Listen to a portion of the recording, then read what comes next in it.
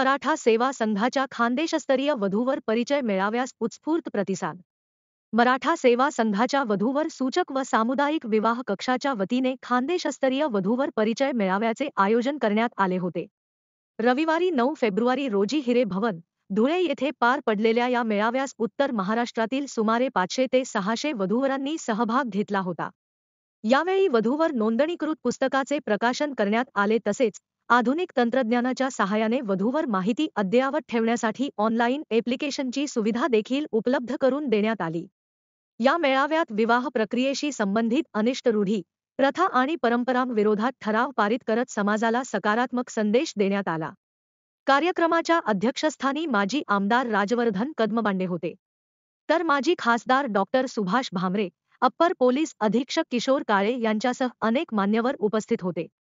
यावेळी प्राध्यापक डॉक्टर सदाशिव सूर्यवंशी यांनी पालकांची भूमिका या विषयावर उपस्थित यांना मार्गदर्शन केले।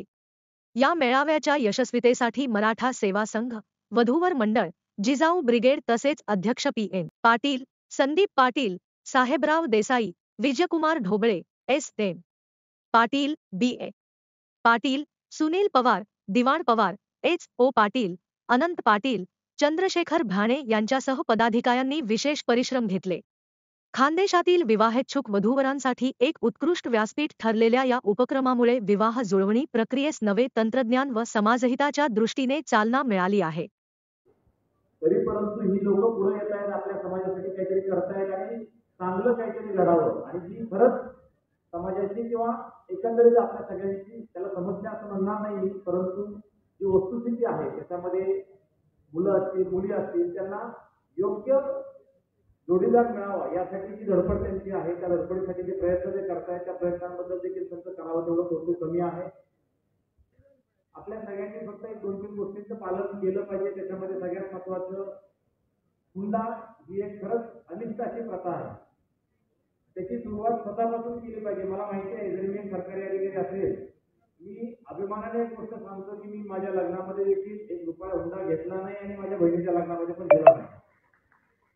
कारण जर तुम्ही सक्षम असाल तर निश्चितपणानं तुम्हाला स्थळं येतात, चांगली स्थळं येतात आणि त्याच्यासाठी अशा पद्धतीने कुठल्याही गैरप्रकाराला आपण बळी पडायचं किंवा त्याला कुठल्याही पद्धतीने अनिष्ट प्रथा त्या ठिकाणी पाळायचं काही कारण नाही। हा अर्थात जगाचा वैयक्तिक प्रश्न जरी असला तरी मला असं वाटतं बऱ्याच वेळा आपण पुराणातली वांगी पुराणात, म्हणजे मी सांगायचं दुसऱ्यांना आणि मी काहीतरी वेगळं करायचं असं करतो, तेव्हा असं कृपया आपण करू नये, एक विनंती आपल्या सगळ्यांना करेल। दुसरं आणखी समायोजन क्षमता, खरं तर या ठिकाणी थोडंसं तुलनात्मकदृष्ट्या कमी मला प्रमाण दिसतं, तरी मी आवर्जून सांगतो समायोजन क्षमता म्हणजे एकमेकांसोबत जुळवून घेण्याची क्षमता। आपल्याला सगळ्यांना माहिती आहे 10, 20, 30 वर्ष आपण एका घरामध्ये राहतो, त्यानंतर मुली दुसऱ्या घरामध्ये जात असतात, त्यामुळे त्यांना त्या नवीन वातावरणाशी जुळवून घेताना बरेचसे बदल स्वीकारावे लागतात।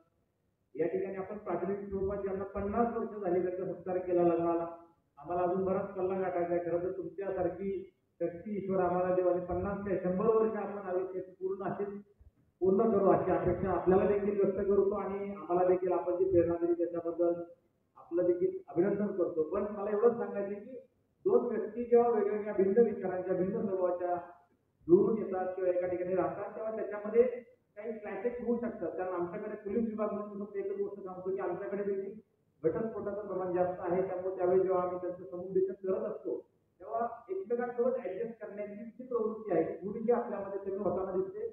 मुलांना सोबतच मुलींना देखील माझं या निमित्तानं आवाहन राहील की आपण एकमेकांच्या विचारांसोबत जुळवून घेतलं पाहिजे, ती क्षमता आपल्यामध्ये ठेवली पाहिजे आणि ती जर तशी असेल तर निश्चितपणानं हा विवाह संस्कार टिकेल आणि तो वृद्धिंगत होईल, याच्याबद्दल माझ्या मनात कोणती शंका नाही।